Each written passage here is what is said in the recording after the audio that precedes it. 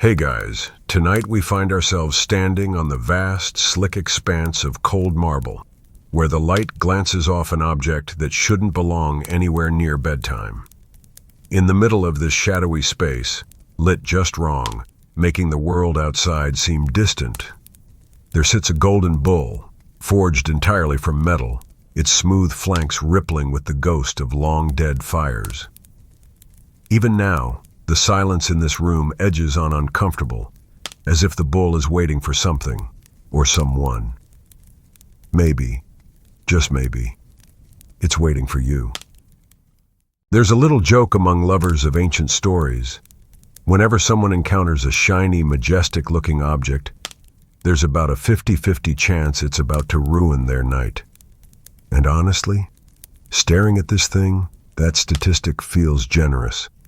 I mean, who sees a life-sized brass bull and thinks, this is a great spot for a nap? You probably won't survive this, at least not with your nerves unjangled. So before you get comfortable, take a moment to like the video and subscribe, but only if you genuinely enjoy what I do here. And hey, drop your current location and local time in the comments. Let's see who in the world is up late. Voluntarily listening to stories about ancient torture. Totally normal sleep habits, right? Now dim the lights, maybe turn on a fan for that soft background hum, and let's ease into tonight's journey together.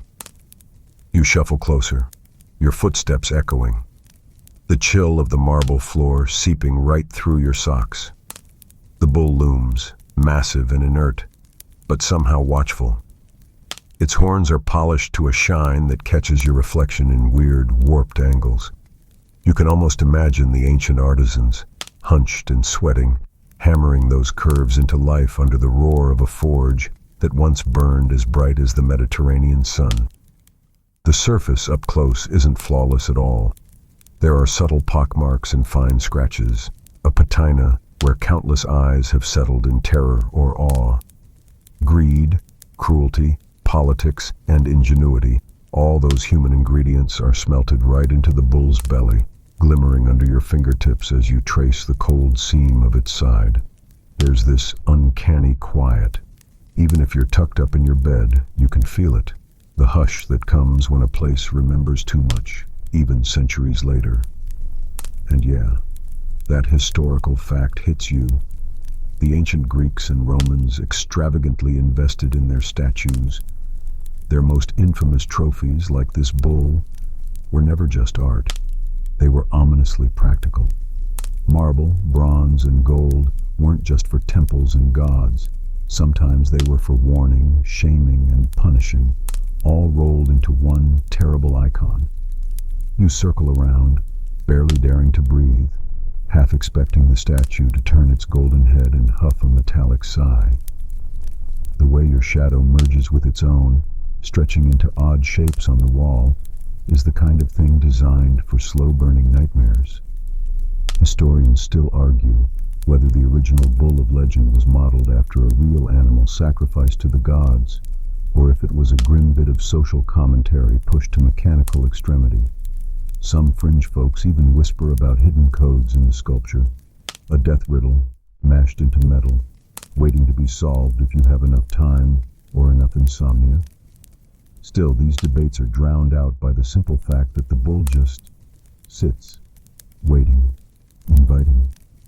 Maybe it's the flickering candlelight, or the creeping awareness that this isn't just a bedtime story, but a story about how bedtime could go very, very wrong.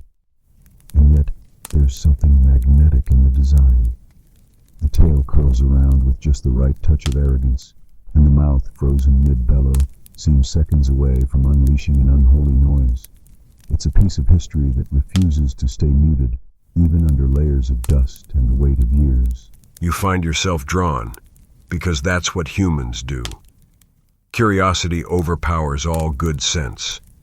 It always did for the folks who filled these ancient halls, and it certainly does for anyone listening right now, to the gentle tick of their own restless heart. Inside the vast museum, somewhere beyond the reach of your flashlight's beam, you almost convince yourself you hear the faintest growl. a low metal moan, or maybe just the wind nosing through cold stone. You're not sure if shivers are from the draft or from the bull's uncanny predatory silence. You lean in closer, peering into the nostrils just wide enough to channel air, or perhaps the screams that legends say were cunningly funneled out to make that fearsome roar. Here's your quirky tidbit. Some old texts claim that a lucky coin tossed through the bull's mouth could protect the thrower from nightmares. Others insisted that only fools would get that close. And as your hand, totally not shaking, hovers above the golden horn, you catch yourself holding your breath, waiting, perhaps, for history to exhale. You can't resist that pull. The way the bull's metallic surface, warm gold in patches but mostly icy cold, seems to remember every palm that hesitated just as yours is hesitating now. The echo of your own breathing hovers, ghost-like, against its flanks. For a moment, you're both onlookers and offering, an audience of one, interrupted only by your own anxious heartbeat. Whispers from another age circle your thoughts. In those ancient corridors, stories say, this golden bull was no mere statue. It was a thing of dazzling terror, expertly crafted for more than just display. Step closer, and the air thickens with the memory of pharaohs and tyrants who believed in theatrical justice. There's something chilling, almost electric, in how cruelty can be so aesthetic. You run a finger along a subtle seam, the only hint that this bull can open, can swallow whole what should remain untouched. Underneath the elegant artistry lies a vicious ingenuity. People from millennia past would watch, huddled silent, as someone was forced into the hollow belly, the heavy door closing with a final steely clunk. Imagine yourself then, the outsider, the condemned, the curiosity, about to become legend or a warning, depending on who's telling the story. Mainstream historians, in their stiff-collared seriousness, trace the bull back to Phalaris, tyrant of ancient Akragas. Legend says a craftsman named Perilos dreamed up the device, eager to impress, maybe a little too clever for his own good. Local politics, you know. Sometimes you invent the wrong thing and suddenly you're starring in your own invention's first official demonstration. That's dinner party trivia, right there. But historians still argue whether this story is medieval exaggeration. Did Perilos really exist? Or is he just a cautionary tale about being too ambitious around power? Some sources date the bull to the late 6th century BCE, but others swear all the earliest references are centuries younger. Maybe it existed. Maybe it was just a boogeyman parents used to hush unruly kids. You let your mind drift through time, picturing the city square at dusk, hushed citizens pressed close, faces rigid with fear, as guards force the criminal toward the bull. Maybe there's a high priest murmuring, a judge watching from the marble steps, and all eyes nervously avoiding the bull's yawning metal mouth. The city's stonework supposedly amplifies its legend. The colder the marble, the sharper the memory. Then the fringe stories wiggle up. A few unrepentant scholars argue the bull was never actually used. Some say it was an elaborate threat, a piece of performance art for psychological warfare. There's even a bizarre theory that rival city-states spread fake stories to tank Akragas's reputation, a little ancient PR slander. Can you imagine being remembered for inventing a myth, not a machine? Nighttime fuel for history nerds everywhere. Still, the most chilling part is how everyone, rulers, crowd, the unlucky condemned, played their part in this golden drama. The bull promised terror, a ritual both public and deeply private, punishment and spectacle at once. Truth is, ancient justice really leaned into the make everyone nervous approach. Maybe that's why you feel so tense, even safe behind your screen or curled on your bed. You move again, the soles of your feet numb from the cold, glancing at the cracks in the marble floor, wondering if they remember the sound of struggling feet or desperate last pleas. Sometimes ghosts don't show up as people. They just echo as tension in the air, as dread that never quite lifts, especially when it's time to sleep. And yet you're oddly glad you're on this side of history. No dictator or mob, just you, a golden bull, and a story that somehow found its way right to your ears. Maybe that's the real power of old cruelty. Its ability to linger, to whisper, to keep us awake just a bit longer than we meant to be. Your hand still tingles from hovering just above the golden horn, so you do what any reckless time traveler might. Inch forward and peer into the open seam on the bull's side.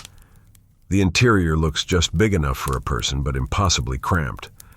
There's an odd echo, a hollowness that feels endless, even though you know rationally it's just thin metal separating you from the marble outside.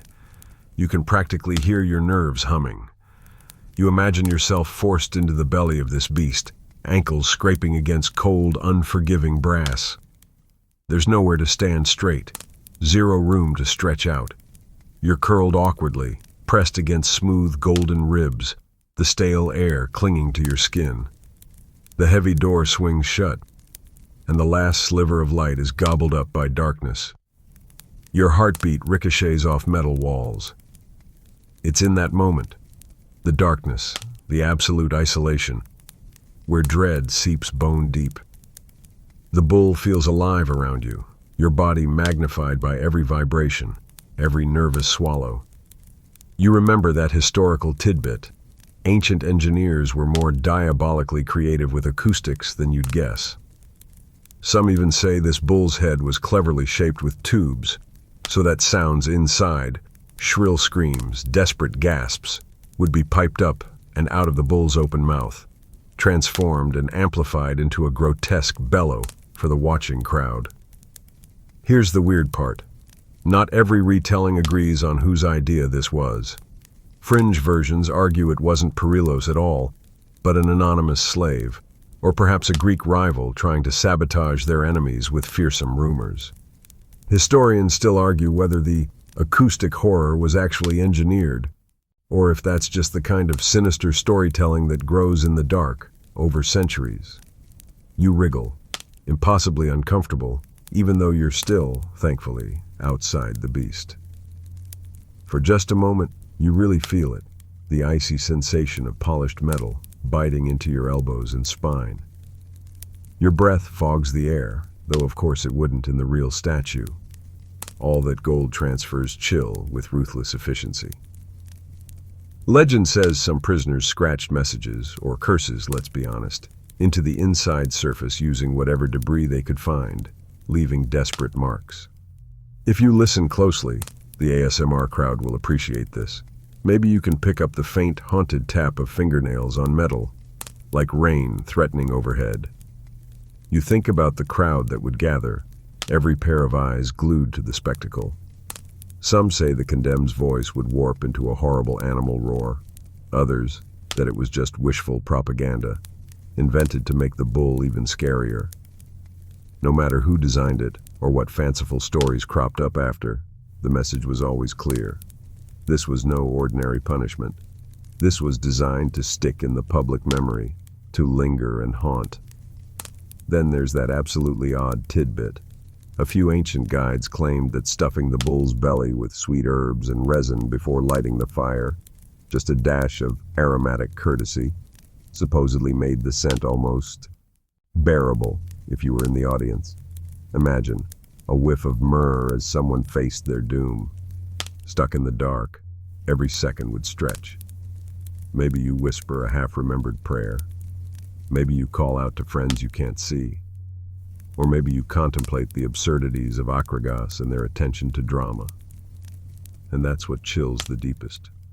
Ancient cruelty, designed not just to punish, but to perform. As you press your palm to the bull's flank and exhale, you're glad to be back, safe in your dim room, listening to the hum of your fan instead of the bull's imagined roar. But for a moment, history's shadow felt close enough to touch. Your hand still tingles from hovering just above the golden horn, so you do what any reckless time traveler might. Inch forward and peer into the open seam on the bull's side. The interior looks just big enough for a person, but impossibly cramped. There's an odd echo, a hollowness that feels endless, even though you know rationally it's just thin metal separating you from the marble outside. You can practically hear your nerves humming. You imagine yourself forced into the belly of this beast, ankles scraping against cold, unforgiving brass.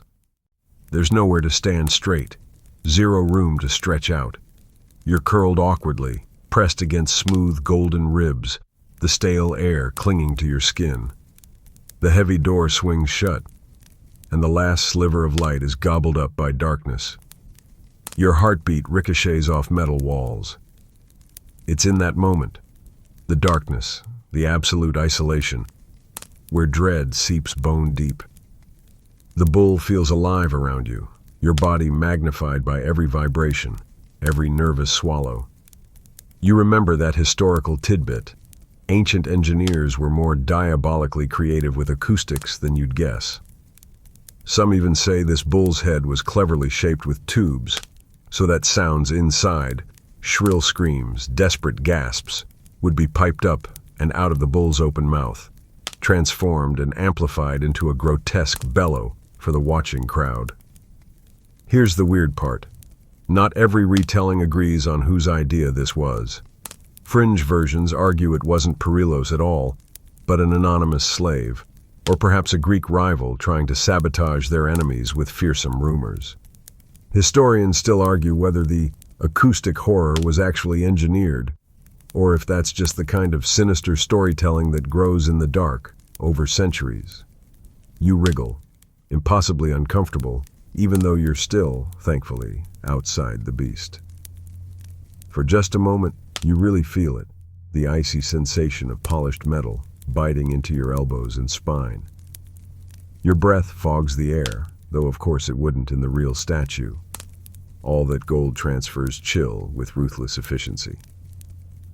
Legend says some prisoners scratched messages, or curses, let's be honest, into the inside surface using whatever debris they could find, leaving desperate marks. If you listen closely, the ASMR crowd will appreciate this. Maybe you can pick up the faint, haunted tap of fingernails on metal, like rain threatening overhead. You think about the crowd that would gather, every pair of eyes glued to the spectacle. Some say the condemned's voice would warp into a horrible animal roar. Others, that it was just wishful propaganda, invented to make the bull even scarier. No matter who designed it, or what fanciful stories cropped up after, the message was always clear. This was no ordinary punishment. This was designed to stick in the public memory, to linger and haunt. Then there's that absolutely odd tidbit. A few ancient guides claimed that stuffing the bull's belly with sweet herbs and resin before lighting the fire, just a dash of aromatic courtesy, supposedly made the scent almost bearable if you were in the audience. Imagine a whiff of myrrh as someone faced their doom. Stuck in the dark, every second would stretch. Maybe you whisper a half-remembered prayer. Maybe you call out to friends you can't see. Or maybe you contemplate the absurdities of Akragas and their attention to drama. And that's what chills the deepest. Ancient cruelty, designed not just to punish, but to perform. As you press your palm to the bull's flank and exhale, you're glad to be back, safe in your dim room, listening to the hum of your fan instead of the bull's imagined roar. But for a moment, history's shadow felt close enough to touch. The heat, once a distant echo in your mind, now feels intimately close as you huddle beside the bull's golden belly.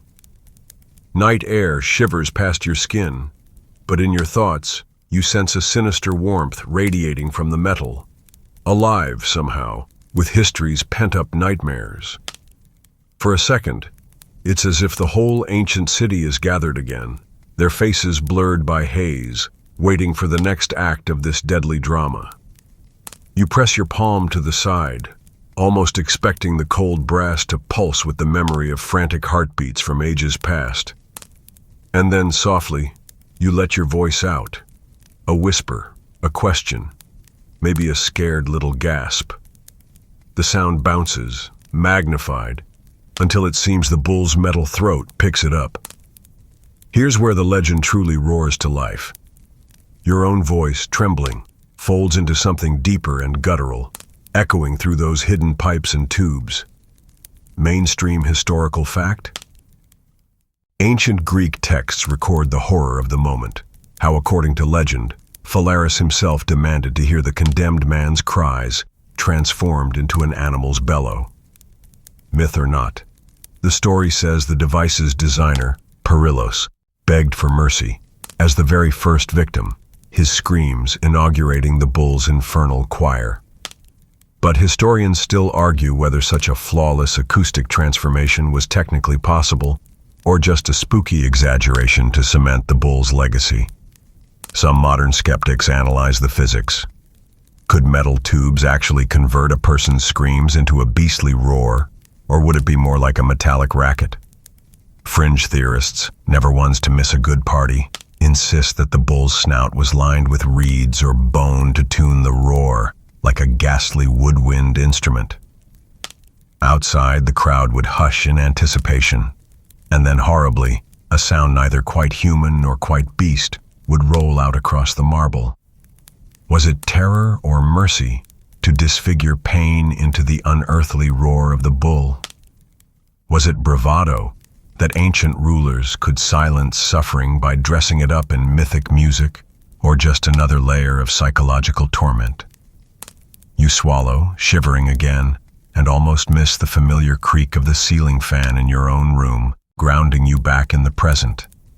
But you can still sense it. The hush that comes after the bull's voice has died away, a silence thick enough to smother thought itself. A quirky tidbit for your troubles. Supposedly, some ancient pranksters tried to sneak musical pipes into water fountains around Akragas, hoping to recreate the bull's sound and freak out unsuspecting festival goers. Imagine, centuries later, the ghost of a mechanical bellow haunting an otherwise peaceful nap by the city square. The world's first jump scare, brought to you by ancient plumbing. The legend persists for good reason. Every culture, every age, finds a way to dress its fears in gold or marble, to turn warnings into wonders.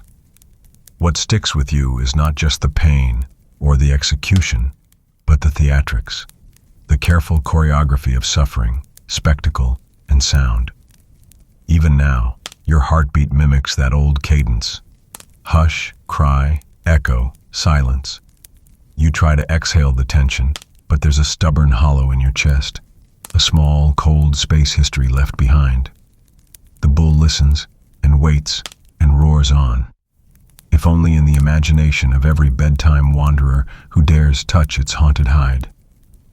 Despite the silence now settling like dust over every surface, you sense the ancient echoes haven't quite finished with you. The bull's outline blends into the heavier shadows near the wall, but your mind's eye sharpens it to gold, the symbol of a society both dazzlingly rich and terrifyingly merciless. History, after all, isn't just facts in stone. It's the stories we pass down, the debates we rehearse when the lights are low. You lean against the cold marble, toes curling a little. The bull's reputation, larger than any physical museum piece, is still a matter for heated argument. The mainstream narrative points back to Phalaris's Sicily, but even now scholarly circles buzz with parched-throated discussions. Was the Brazen Bull truly built and used, or a legend retrofitted for dramatic flair? Maybe it was a warning whispered by parents and poets, woven into the city's sense of order. One camp of classicists combs surviving Greek sources, noting how references to the bull pop up sporadically, sometimes clear, sometimes tantalizingly vague. No full remains have ever been unearthed, no bronze skeleton definitively proven to be the bull. Yet stories persist, and not just as cautionary tales. Historians still argue whether early Christian writers embellished the story to paint their pagan persecutors as delighting in extravagant cruelty, shaping memory as much as recording fact. Then come the fringe theorists, the ones who stay up late poring over Renaissance-era engravings, or those cryptic footnotes buried in obscure monastic chronicles. Some suggest the entire myth was a literary jab at tyranny, dreamed up by radical thinkers who couldn't openly accuse their rulers. A few even claim the bull's sound chamber design is an exaggeration, misunderstood by medieval copyists, dabbling in lost Greek technical treatises. And of course, there are whispers that the bull has relatives, devices with similar shapes cropping up in scattered Roman records, and later in feverish tales of medieval Europe. You rub at a patch of condensation on the bull's side as if you could uncover a clue missed by generations before. Somewhere in the world, dusty archives and marble basements hold secrets, stories that could confirm or deny all these grand theories. You smile a little, remembering the peculiar satisfaction people get from arguing about things that might never truly be proven, but always feel urgently real when the night is thick and the stories are good. A historical footnote surfaces in your thoughts. Several nations through history claim to possess the original Brazen Bull. France once boasted of its arrival as a war prize, and some Italian collectors insisted they had the last relic of the real deal, though most turned out to be old wine urns or tricked-out incense burners. It's the kind of thing that makes every museum guard and late-night historian quietly groan. All this, of course, is what keeps the legend alive. The bull's hollow belly may be empty today, but it's filled with the weight of unresolved questions, a golden riddle on a marble stage, daring you to take sides or simply shiver and drift away. A quirky side note for the dreamers. There's a persistent internet rumor that a scale replica of the Brazen Bull sits forgotten in a New England barn, its acoustic tubes accidentally reattached as part of an art project. No one, not even the fringe theorists, agrees if this is anything but a bedtime chuckle. The bull glimmers quietly in the shadow, neither confessing nor denying, as all good mysteries do. You take another slow, deep breath, letting debate and unresolved history lull your nerves. After all, some stories are made to be retold, not solved. You stand there, wrapped in thought, gazing up at the brute majesty of the bull. Its presence isn't just eerie or tragic, it radiates a warning, a memory encoded in bright gold and dark intention. The Brazen Bull casts a shadow much longer than itself, one that reaches through the centuries, tugging at every notion of law and justice you've ever learned, ever questioned. Almost unconsciously, you shuffle your feet on the marble, suddenly aware of how this cold stone once carried not just the echo of crowds, but the weight of civic order, or at least what passed for order back then. In Akragas, and perhaps places far beyond, the bull became a living symbol of a society's devotion to punishment, spectacle, and let's face it, a flair for theatrical intimidation. To condemn someone to the bull was a message etched in flame and pain. Rule breakers would meet a spectacularly horrifying fate. Mainstream accounts say city leaders touted the bull as a public display of ultimate authority, just as the Romans had their arenas and the Persians their towers of silence. A crowd would assemble, murmurs swirling, kids perched on shoulders, judges in stiff-robed silence, all united by a shared need to see justice done, or at least to see the fear of it. The boundary between retribution and entertainment blurred, as it so often did in those grand sun-bright squares. Of course, historians still argue whether the public was always compelled to witness, or whether attendance was more rumor than regulation. Some claim the spectacle was meant to remind every citizen of their civic responsibilities. Others that rulers simply loved the terror such a show could instill. Then as now, the law wasn't always about fairness. Sometimes, it was about showing you who was in charge. You remember hearing that laws inscribed in ancient stone weren't for everyone. They were for the literate, for the powerful, for those with enough clout to avoid the bull's belly.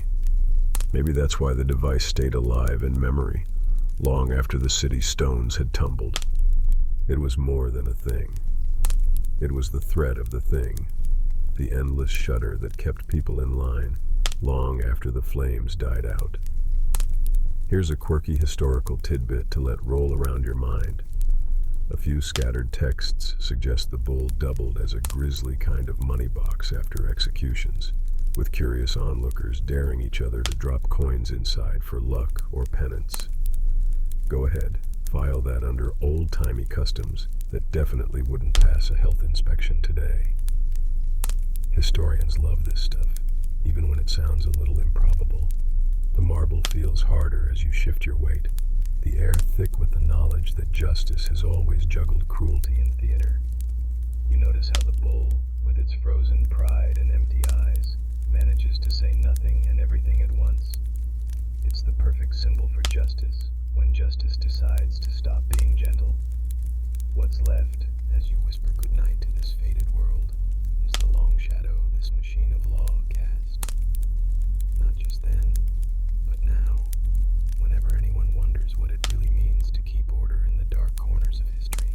The bull's golden hide is silent, but in the hush, your head fills with the weirdest stories. Those restless side glances from history, when facts get warped by rumor, and relics become conduits for the odd, the superstitious, even the outright bizarre. While you still linger in its chilly shadow, it's these quirky remnants and legends that bubble up, unusual, fringe, even faintly ridiculous, but never quite fading away. Picture this. Late at night, after a public execution or a rowdy festival, anxious citizens would sneak back to the bull, convinced that its belly still hummed with suffering. Some whispered it carried a curse. Never look the beast in the eye after sundown, mothers told their children, else your tongue would twist itself into nonsense until you made an offering, a handful of grain, a torn scrap of your favorite tunic, at the bull's hooves. Not exactly the noble justice of the city courts, but hey, all societies invent their bedtime monster avoidance rituals. Mainstream history notes these tales mostly as cultural curios, the kind of thing that slips in at the edge of the written record, too odd for the dignified chroniclers, too stubborn for regular folks to abandon. Some say the guards would even sell little charms shaped like brass bull horns, promising they'd ward off bad luck or nightmares brought on by merely witnessing the device's use. A few of these amulets have actually turned up centuries later, buried in the silt of Sicilian rivers, likely lost in a hasty escape from some long-forgotten bother. You feel a smile tug at your lips, picturing historians bent over dusty work tables, trying to decide if a bull-shaped pendant protected you from the beast, or maybe from your own restless conscience. Historians still argue whether these relics mark genuine superstition, or just an ancient marketing gimmick. Did any family really believe the bull's curse would follow them home? Or was it just a handy excuse for a late-night snack run in the name of protection? It gets stranger, of course, because legends always do. Some local legends tell of a festival where people wore bull masks and danced clumsily around the square, hoping the noise would drown out any lingering spirits, or at least keep the magistrate's attention off their debts. Fringe scholars insist the masquerade was a cover for a midwinter rite, one meant to reset the balance of fate. To an outsider, though, it probably looked like a sleep-deprived block party crossed with a lost episode of a culinary contest. Rumors claim the parade ended with pepper cakes shaped like tiny bulls, glazed in honey and just a bit of pepper for protection from wicked dreams. Every society needs a ritual for bad memories, and Akragas was no exception. You, standing here now, are part of an unbroken line, witness to horror, sure, but also drawn to the strange ways humans try to cheat their fears. You realize that the bull's shadow isn't just about punishment. It carries every desperate hope pinned to survival and forgetting, all the silly, inventive, oddly sweet ways people try to outsmart the darkness. Out on the marble, a sharp draft gusts. Your mind wanders, catching one last improbable tidbit before the myth slips away. A handful of modern artists, chasing the ghost of history, have built miniature brass bulls in their studios, swearing they've crafted a friendly version. These little creatures, they say, are a talisman for courage, proof that even in the shadow of the worst, people still find ways to reclaim their stories, to turn nightmares into lucky charms. You step back, brushing invisible dust from your hands, a little less afraid. Even the most haunted statue has its silver linings, especially in the tales people make up just to keep the dark at bay. You linger there halfway between sleep and history, noticing how the legend of the Brazen Bull never really loosens its grip. Even when civilizations topple, rulers change, and centuries grind by, the bull's echo doesn't just fade away. Instead, it seeps into stories, architecture, even sly jokes whispered in the candlelit corners of modern life. A steady hum, maybe only your room's ceiling fan, maybe a vestige of that ancient background roar, fills your mind as you imagine how the bull's shadow managed to imprint itself far beyond Akragas. In bedtime tales told to children, the beast becomes a warning not to stray, a stand-in for all manner of things that might claim you in the nighttime. Some folks, especially those drawn to the darker side of history, still reference the bull when talking about cruel punishments or the worst-case scenarios of unchecked authority.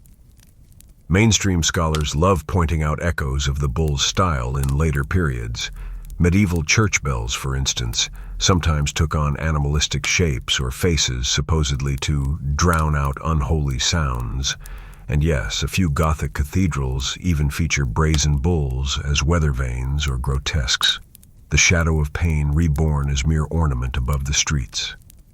There are Italian fountains with snorting golden bovine heads, some say as a tongue-in-cheek reference to city fathers' notorious sense of humor, and their equally notorious lack of mercy. Historians still argue whether these modern recreations are subconscious, deliberate, or pure coincidence. Fringe theorists pop up with their usual flair, insisting on secret societies that trace their roots back to the Akragas temple, each one keeping a tiny brass bull on a shelf to remind them that power corrupts, and that with the right PR, your darkest threats become someone else's quirky art project. It's more than art or architecture, though. Echoes of the bull show up in language. In heated debates or media, officials accused of breathing fire are sometimes winkingly compared to the dreaded bull. A few fringe comic books and horror flicks also resurrect the bull, lending it a new voice in pop culture's ever-churning myth machine. Here's your curious, contemporary tidbit. In some corners of Europe, high school history teachers dare students to find funerary monuments shaped like animals, challenging them to trace the line, with varying success, back to the infamous bull. It's part lesson plan, part scavenger hunt, and all a testament to how even the scariest stories turn into little games, new contexts, and odd tokens of communal memory. Standing in the museum's imagined half-light, you feel this cascade of echoes, from screams twisted into legend, to bedtime stories, to modern decor. The bull's terrible roar has become a hollow shadow, threaded through history not just as a warning, but as a strange, persistent thread, pulling us back to the bright cold of the marble floor, the hot weight of fear, the strange relief of survival.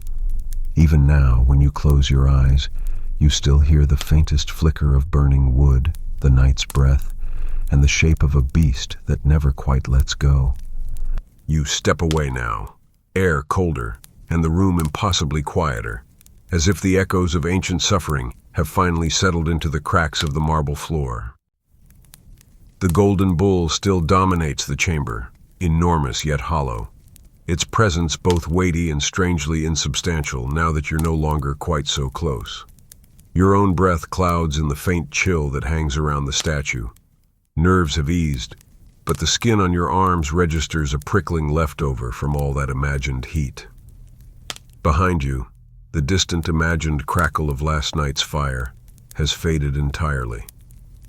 Instead, you listen to softer sounds, the hush of fabric as you step back, the subdued thud of your own pulse, the faint roar that seems to echo only within memory. The bull no longer feels poised to strike out from legend into reality. Now it's just what it always was. what it always became. A magnificent curiosity, a golden relic, a reminder that sometimes the worst punishments cast only the longest, coldest shadows. As your eyes linger on the twisted horns, that sly smirk of a jaw frozen forever in mid-bellow, you realize why this story persists. Fear, doesn't always come from physical pain. More often it burrows in the mind, feeding on what the crowd imagines as they shuffle home in the dark, hoping never to see their own faces reflected in the bull's golden hide. The terror is in the maybe, the what if, the faintest suggestion that cruelty could be so clever, so artfully staged. You recall the recurring debate. Historians split not just on facts but on motives. Was the bull meant to reform and frighten, or simply engage the politics of terror? Fringe theorists pile on alternative theories. A decoy designed for city-states' psychological warfare, a misunderstood altar, a tool for ancient ventriloquists, or just a brilliant PR stunt that spiraled out of artistic control. Maybe every version is a little bit true. Still, what remains is that persistent, peculiar mythology. The locals' fear of catching the bull's gaze after midnight, the scraps of laurel and honey cakes pressed into the cracks for luck, the coins dropped into the belly, half for penance, half for bragging rights. Every little quirk and charm, a desperate, creative answer to nightmares, ingenious ways to make sense of a beast that was, in the end, just empty metal. You turn, giving the statue a final respectful nod. As your feet carry you away, you glance one last time over your shoulder. For a heartbeat, you imagine the bull blinking, gold eyelids drooping in a knowing, weary wink. Another night survived, another tale told and layered into the darkness. Now, as you step into the gentler, forgiving air beyond the marble hall, you realize how far the terror has traveled. No longer chained only to punishment, but drifting, morphing, imprinted into pop culture, art, even the jokes you'll whisper to yourself just before your own eyes close. The roar fades, hollow and deep, never vanishing entirely, just becoming a softer hum at the edges of sleeplessness. You let the last flickers of fear slip away, your body softening with every quiet breath. The bull's shadow, stretched so long by ancient flames and feverish story, gently recedes behind you. Now the marble feels welcomingly cool, almost like a pond at dusk settling into stillness. Even the echo of imagined screams loses its bite, history's worst edges blunted by gentle time and safe distance. The golden bull remains only as a memory, neither villain nor savior, just a sparkling oddity on the horizon of your thoughts. As the chamber fades, the light dims to a buttery haze, and the marble floor tilts gently away. You notice how your muscles uncoil, one by one, releasing that tension you didn't even know you were carrying. Some relics endure not because they terrify, but because they challenge us to feel deeply, if only for a moment, before the hush returns. You let your mind slip further, the crackle of ancient fire replaced by the comforting purr of your fan, a gentle tide drawing you toward sleep. Tonight, there are no echoes to chase, no monstrous shadows to fear, just the knowledge that every dark legend can ease into a dream if you allow the fear to fade softly, kindly, into quiet. There's a sweetness in knowing you're safe now, tucked away from golden beasts and thunderous crowds, gathered only by the stories you choose to keep. So let the last images dissolve, a marble floor warming in the dawn, a bull's eye closing peacefully, your breath steady and sure. Sleep comes slow and easy. You drift, body weightless, mind feather-light, mythologies dissolving into calm. Tomorrow the world will be sunnier, old monsters tamed, quieted, silenced by rest and a whisper that says, "You survived another night's story."